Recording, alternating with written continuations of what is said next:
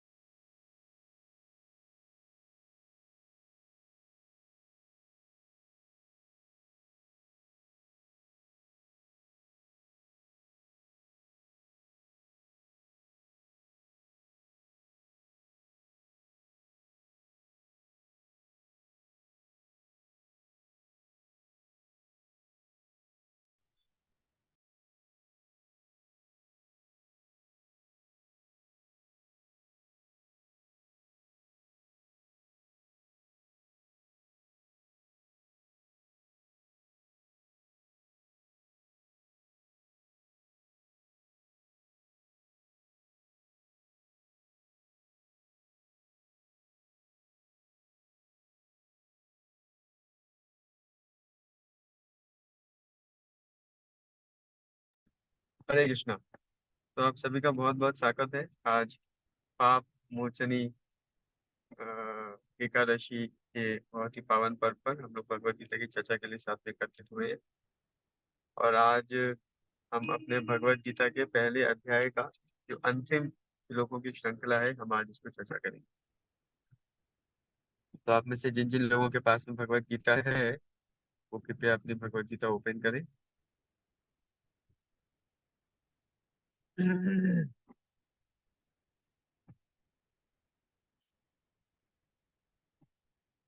हम पढ़ेंगे भगवद गीता के पहले अध्याय का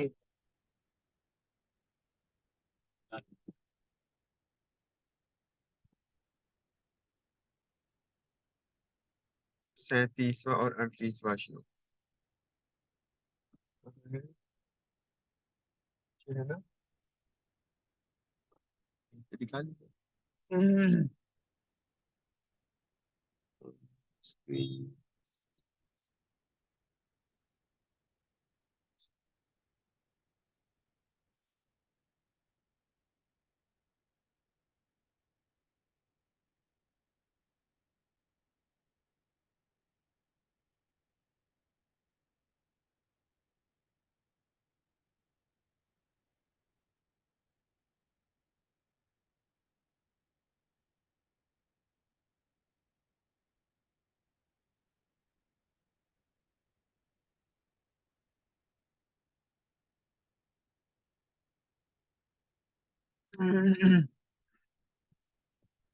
अरे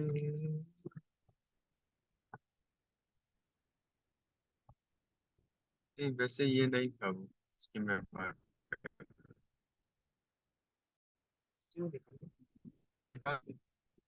अरे तो गाड़ी चल रहा है, लाइट जलने दीजिए आप। हाँ, तो जो आप में से जिनके पास में भगवत गीता है वो अपनी भगवत गीता के पहले अध्याय का 37वां और 38वां श्लोक पढ़ सकते हैं। तो हम पहले 37वां श्लोक पढ़ेंगे। यद्यप्येते न पश्यन्ति लोभोपहत चेतसः कुलाक्षय कृतं दोषम् मित्रद्रोहे च पातकम् कथं न ज्ञेयमस्माभिः पापादस्मान् निवर्तितुम् कुलक्षये कृतं दोषं तपस्याद्भिर्जनार्दन। तो अर्जुन कह रहा है कि हे जनार्दन, अपितु ये जो मेरे सामने खड़े हुए हैं, मेरे सगे संबंधी, ये लोग लोभ के कारण प्रेरित हुए हैं यहाँ पर आकर युद्ध करने के लिए। तो अपितु ये लोग लोभ से उन्मत्त हैं, लेकिन हम जो बुद्धिमान हैं, जो विवेकी हैं, जो इस युद्ध से होने वाले हानि को देख सकते हैं, जो ये समझ सकते हैं कि किस प्रकार इस युद्ध से सब तरीके से विनाश ही होने वाला है, परिवार का विनाश होने वाला है, तो हम क्यों ऐसे पापमय कृत्यों में लगे। अगला श्लोक पढ़ेंगे, श्लोक क्रमांक 39। कुलक्षये प्रणश्यन्ति कुलधर्माः सनातनाः धर्मे नष्टे कुलं कृत्स्नम् अधर्मो अभिवत्यपि अभिभवत्य अभिभवत्युता। तो अब अर्जुन पांचवा आर्गुमेंट भगवान को दे रहा है कि मैं क्यों युद्ध नहीं करूंगा। और पांचवा आर्गुमेंट क्या है कि देखिए, अगर इस युद्ध को लड़ा जाएगा और इस युद्ध में जितना भी विश्व भर के जितने भी लीडर्स हैं, अगर उन सब का यहाँ पर वध हो जाएगा, तो उससे क्या होगा, उससे कुल का क्षय होगा। जो अ, परंपराएं हैं, जो सामाजिक परंपराएं हैं, पारिवारिक परंपराएं हैं, धार्मिक परंपराएं हैं, वे सब परंपराएं नाश हो जाएंगी और परिवार और समाज सब प्रकार के आधार्मिक कार्यों में लग जाएगा। मैं इसको विस्तार से बताऊंगा अभी आगे, पहले हम सब श्लोक पढ़ेंगे। श्लोक क्रमांक 40 क्या कह रहे हैं अर्जुन। अधर्माभिभवात् कृष्ण प्रदुष्यन्ति कुलस्त्रियः स्त्रीषु दुष्टासु वार्ष्णेय जायते वर्ण संकरः। और जब कुल में अधर्म बढ़ जाता है, तो कुल की जो महिलाएं हैं वो दूषित होती हैं, क्योंकि उनको संरक्षण नहीं मिलता है।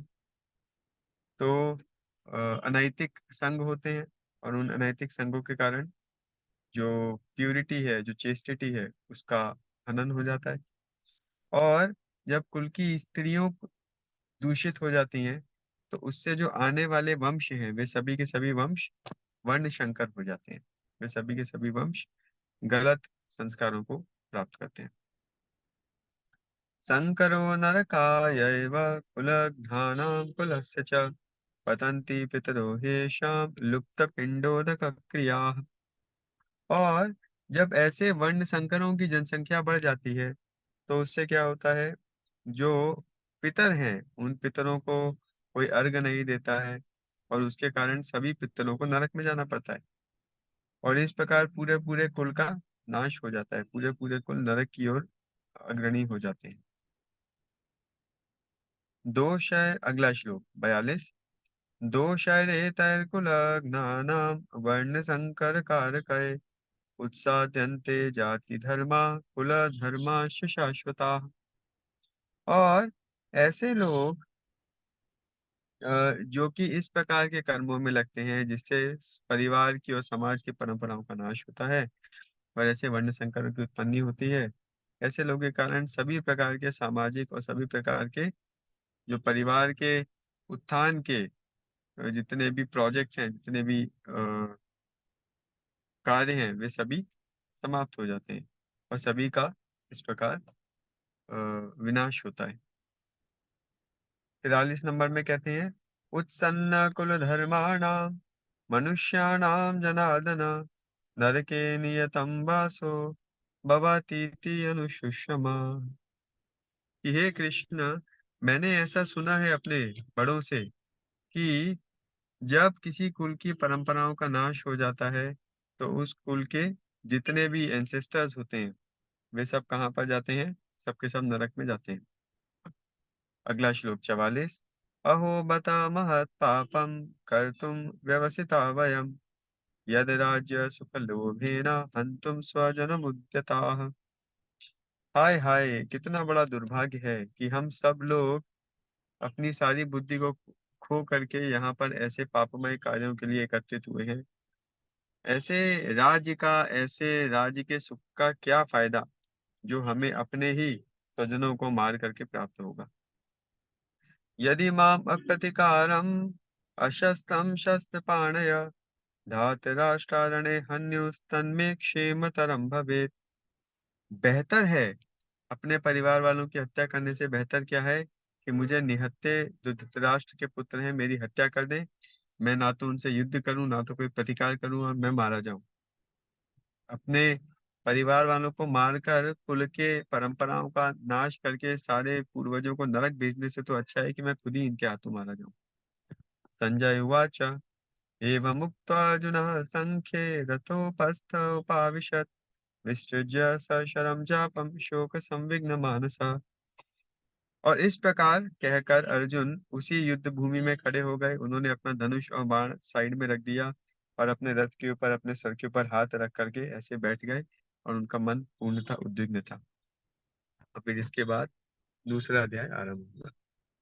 तो देखिए यहाँ पर इस श्लोक में अर्जुन पांचवा आर्गुमेंट दे रहे हैं मैं क्यों युद्ध नहीं करूंगा।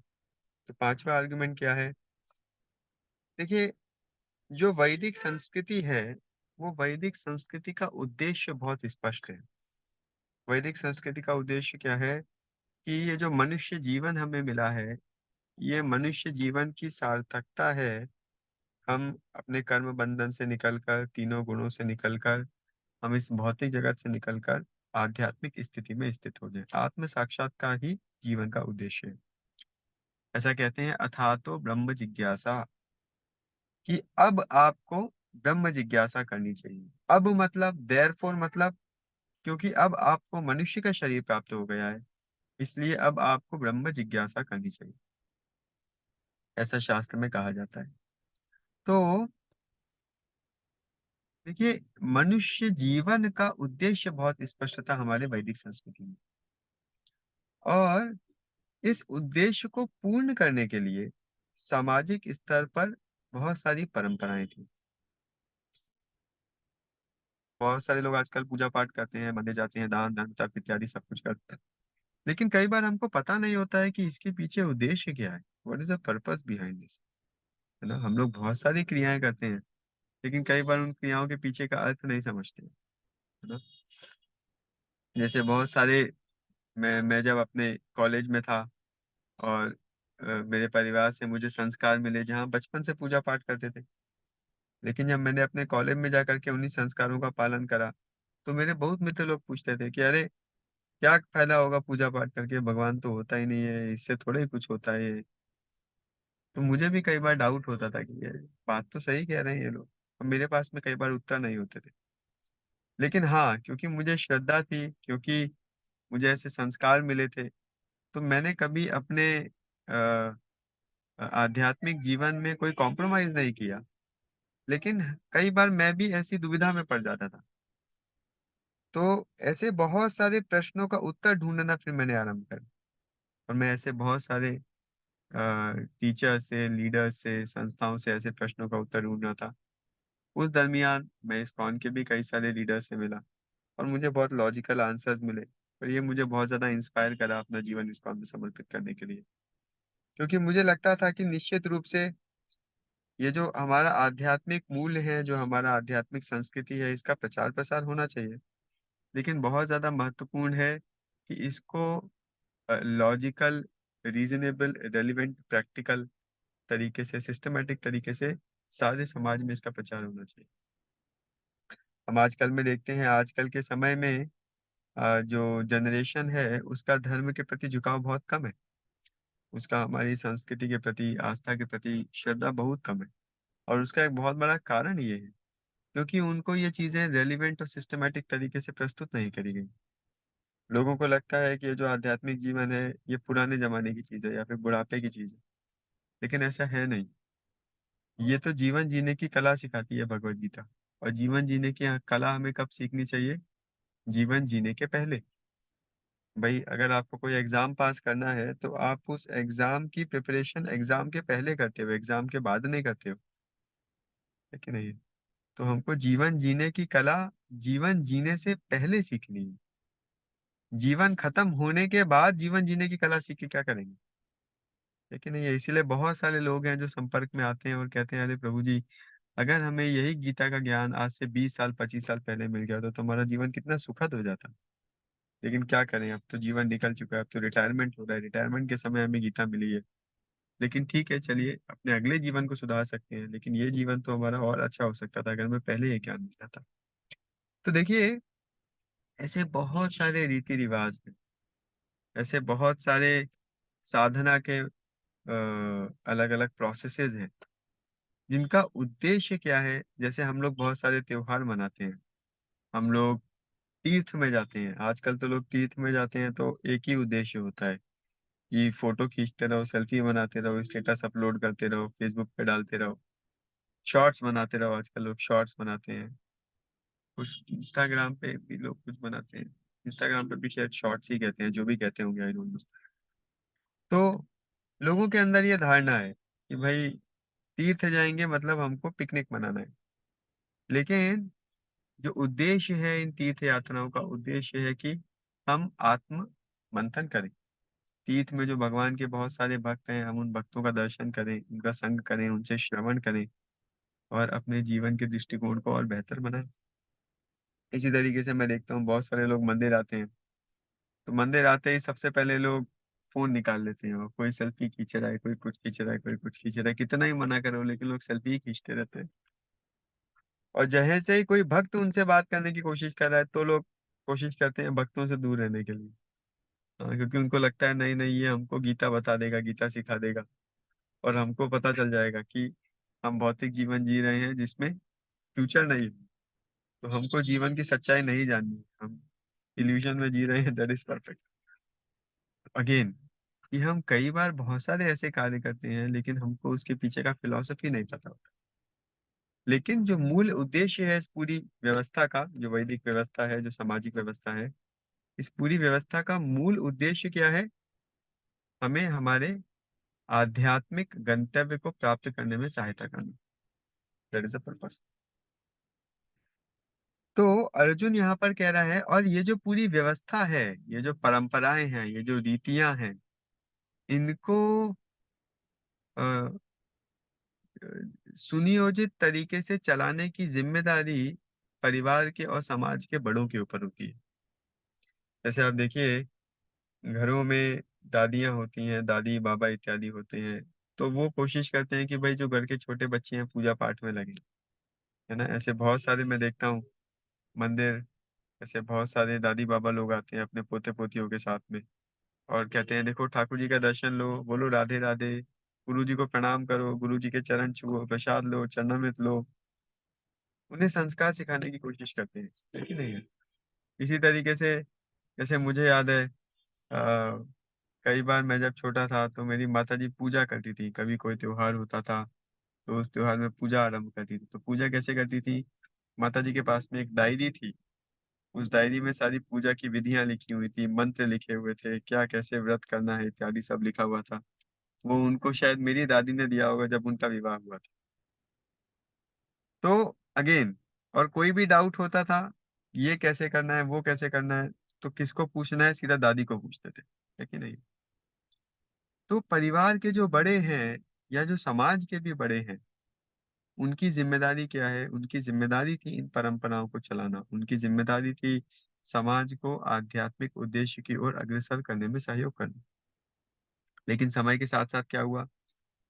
समय के साथ साथ, जैसे अर्जुन यहाँ पर कह रहे हैं, अर्जुन यहाँ पर कह रहा है कि देखिए यहाँ पर विश्व के जितने भी परिवार के लीडर्स हों, चाहे समाज के लीडर्स हों, उन्हें राजा कहा जाए, जैसे पितामह हैं, द्रोण हैं इत्यादि, ये सबके सब इस युद्ध भूमि में उपस्थित हैं। और अगर ये युद्ध होगा तो निश्चित रूप से सबके सब मारे जाएंगे। और अगर ये मारे जाएंगे तो इन परंपराओं को आगे कौन बढ़ाएगा? भाई घर में बड़े नहीं होंगे तो घर के छोटे तो अपनी मनमानी करेंगे। बड़े हैं जो डांट डपट के चीजों को सही राह पे चलने में सहयोग करते हैं। लेकिन अगर घर में बड़े ही नहीं होंगे, अगर घर का नेतृत्व करने वाले नहीं होंगे, तो क्या होगा? ये सब परंपराएं क्षीण होंगी। देखिए, एक परिवार को संरक्षित करना एक परिवार के लीडर की प्रथम जिम्मेदारी है। संरक्षण कैसा? संरक्षण इस प्रकार कि जितने भी परिवार के सदस्य हैं, विशेषकर जो परिवार की महिलाएं हैं, वो सदाचरण अपने जीवन में अपना सकें। जो परिवार के बच्चे हैं, उन्हें अच्छे संस्कार मिल सकें, उनको उनकी आवश्यकताओं की भी पूर्ति हो सके और साथ-साथ उनका जो चरित्र है, वो भी बहुत उत्तम तरीके से डेवलप हो सके। ये परिवार के लीडर्स की पहली ज़िम्मेदारी है। जो वैदिक संस्कृति थी, वो वैदिक संस्कृति कई बार लोगों को लगता है कि वैदिक संस्कृति महिलाओं को बहुत ज़्यादा सम्मानित स्थिति में नहीं रखती थी।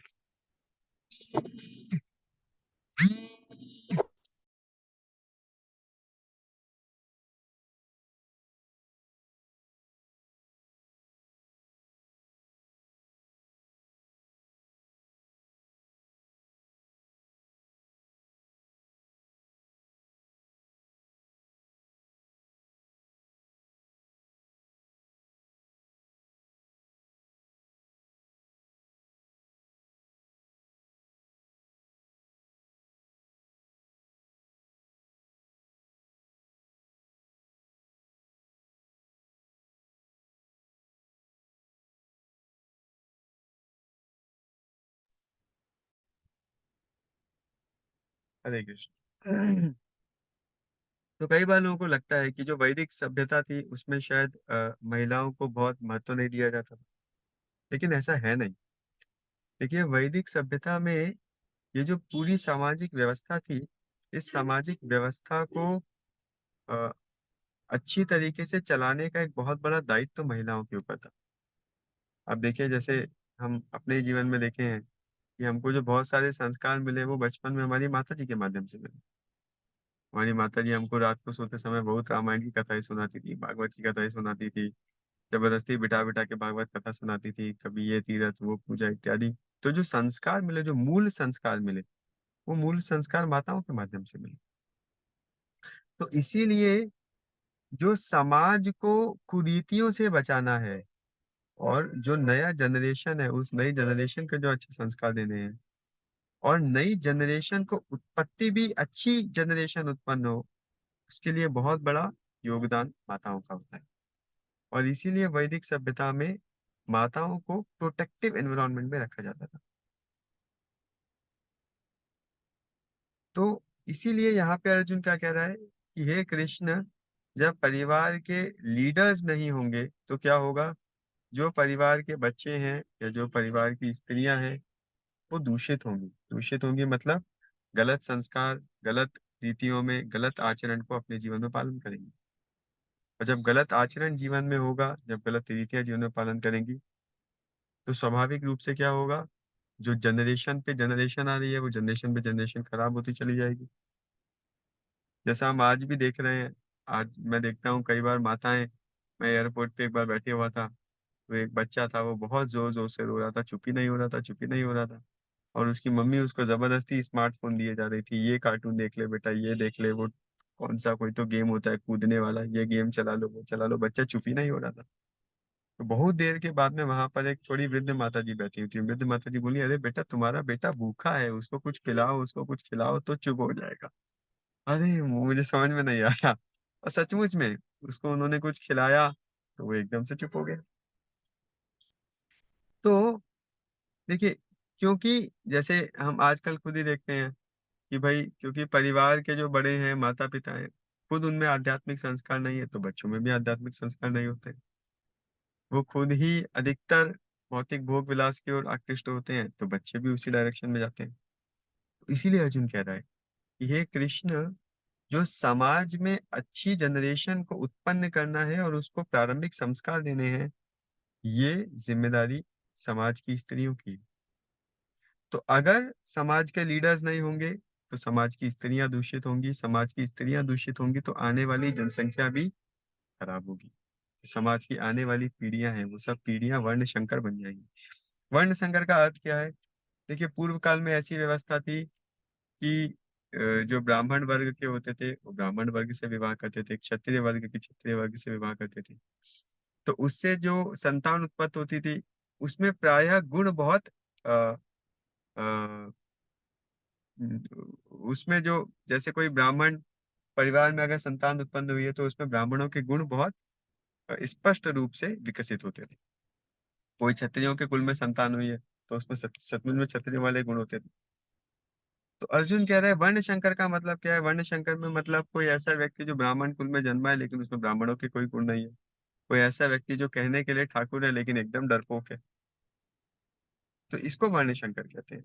मैं विस्तार से जो वर्ण व्यवस्था है, बहुत सारे लोगों की इसके ऊपर भ्रांति है, तो मैं विस्तार से वर्ण व्यवस्था के ऊपर चर्चा करूंगा आगे आगे एक सत्र में। तो अर्जुन यहाँ पर कह रहा है कि हे कृष्ण, अगर ये समाज के और परिवार के लीडर्स और स्त्रियों का संरक्षण नहीं किया जाएगा तो क्या होगा? परिवार में वर्ण संकर उत्पन्न होंगे, और ये जो पॉपुलेशन है, ये जो वर्ण संकर है, ये सारी सामाजिक व्यवस्था को खराब कर देंगे। ये सारी की सारी सामाजिक व्यवस्था को डिस्ट्रॉय कर देंगे। तो इसीलिए मुझे ये चिंता है कि अगर ये युद्ध होगा, इस युद्ध में समाज के लीडर्स मारे जाएंगे, समाज के लीडर्स मारे जाएंगे, तो समाज की परंपराओं को चलाने की जो जिम्मेदारी लेने वाले हैं वो नहीं रह जाएंगे, और फिर समाज की सारी जो आध्यात्मिक व्यवस्थाएं वो समाप्त हो जाएंगी, ध्वस्त हो जाएंगी। और जब समाज की आध्यात्मिक व्यवस्थाएं ध्वस्त होंगी तो क्या होगा? जो पूरा का पूरा समाज है वो प्रायः एक भौतिकवादी दृष्टिकोण को चलेगा, और सारा का सारा समाज, उनके पूर्वज इत्यादि सबके सब नरक की ओर आगामी हो जाएंगे, जैसे हम आज के समाज में भी देख पा रहे हैं। अगर आप देखें आज के समाज में प्रायः प्रत्येक व्यक्ति एक भौतिकवादी दृष्टिकोण से ही प्रेरित है अपना जीवन जीने के लिए। और उसके कारण क्या हो रहा है? लोग इतने तरीके के पाप कृत्यों में लगे हुए हैं। और इसका कारण क्या है? इसका एक बहुत बड़ा कारण है कि हमारे जो पारिवारिक व्यवस्था थी, वो पारिवारिक व्यवस्था काफी हद तक खराब हुई। आप आज देखिए, आजकल बहुत सारे परिवार हैं जो परिवार के बड़ों के साथ में नहीं रहते हैं, न्यूक्लियर फैमिलीज हैं। पति भी जॉब पे जाते हैं, पत्नी भी जॉब पे जाती है, समय नहीं है बच्चों को दे, घर में बड़े नहीं है संस्कार देने के लिए। इसके कारण क्या होता है? इसके कारण हम देख रहे हैं कि छोटे छोटे बच्चों में इतनी सारी बुरी आदतें हो जाती हैं। हम कई जगह पे वैल्यू एजुकेशन के सत्र करते हैं तो देखते हैं छोटे छोटे बच्चे हैं लेकिन कैसे कैसे कुसंस्कार उनमें आ जाते हैं। और जो रही सही कसर है वो टीवी पूरी कर देता है। आजकल तो फेसबुक यूट्यूब सब कुछ अवेलेबल है। तो ये बहुत ज्यादा जरूरी है कि जो परिवार के नेतृत्व करने वाले हैं या जो समाज का नेतृत्व करने वाले हैं वो सही आचरण को प्रस्तुत करें। ये उनकी सबसे बड़ी जिम्मेदारी है। अब देखिए, आज के समाज में जितने भी फेमस लोग हैं, जिनको हम आइडल्स कहते हैं, जिनको हम आदर्श मानते हैं, जिनको लोग फॉलो करते हैं, लाखों करोड़ों लोग फॉलो करते हैं, उनका व्यक्तिगत आचरण बहुत उत्कृष्ट नहीं होता है, उनका व्यक्तिगत आचरण बहुत ही ज्यादा निकृष्ट होता है, लेकिन उनको लाखों लोग फॉलो करते हैं। तो ये बहुत ज्यादा जरूरी है कि भाई जो समाज के लीडर्स हैं उनका व्यक्तिगत आचरण बहुत अच्छा होना चाहिए। जब उनका आचरण अच्छा होगा तो स्वाभाविक रूप से उनको पालन करके समाज एक अच्छी दिशा में प्रगति कर पाएगा। तो इसीलिए लीडर्स हों, परिवार के हों, चाहे समाज के हों, चाहे देश के लीडर्स हों, कहीं के भी लीडर्स हों, उनकी सबसे पहली जिम्मेदारी क्या है? सही आचरण को प्रस्तुत करना। और अर्जुन को यहाँ पर डर है कि अगर ये युद्ध हुआ तो उस युद्ध से ऐसे सारे लीडर्स मारे जाएंगे तो सारी व्यवस्थाएं बर्बाद हो जाएंगी। और इसीलिए अर्जुन कहता है कि हे कृष्ण, मैं युद्ध नहीं करूंगा। और ये कहने के बाद अर्जुन अपने सर पे हाथ रख के रथ के ऊपर बैठ जाते हैं। विषादग्रस्त हैं, समझ में नहीं आ रहा है क्या करें क्या ना करें।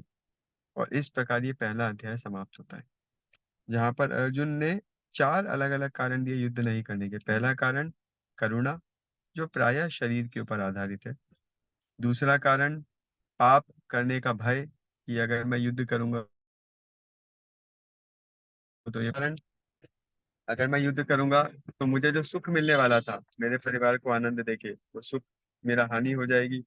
और चौथा कारण कि अगर मैं युद्ध करूंगा और यहाँ पे सारे समाज के लीडर्स मारे जाएंगे तो जितने भी सामाजिक और पारिवारिक परंपराएं हैं वे कहीं ना कहीं विनाश हो जाएंगी, जिसके कारण समाज एक गलत दिशा में चलेगा और सब लोग नरक की ओर अग्रसर होंगे, आध्यात्मिक गंतव्य से भ्रमित हो जाएंगे।